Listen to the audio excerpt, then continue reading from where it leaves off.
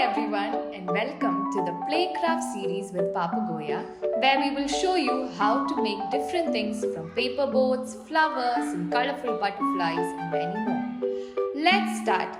So today we will be making a paper plane. Let's jump into making this plane. I will tell you first what we will need to make a plane.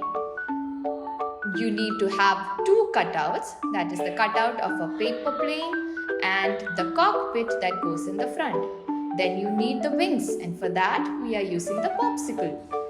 You can take any color of paint that you like to give your plane.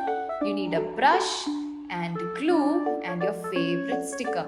First, take your cutout of the plane and take the side where you need to put two slits, one in the front and one in the back. And to cut the slit, you can take the help of one of your adults. Then you can paint any favorite color that you want.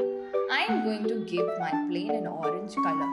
So take the brush and the paint and paint it nicely from the front to the back without leaving any space behind. Make sure that all the paint is spread properly so that it can dry very well, and then you can start with the sticking. Make sure you keep a paper under your paper plane when you're painting so that you will not make a mess. Now after waiting for 30 seconds, I feel like all the paint is dried up. Now we are going to the sticking part. First we are taking the cockpit. It's somewhat a triangle shape.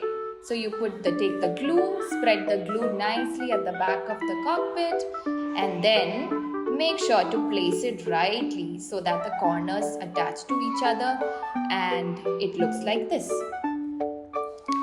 Now here I got the sticker of a butterfly.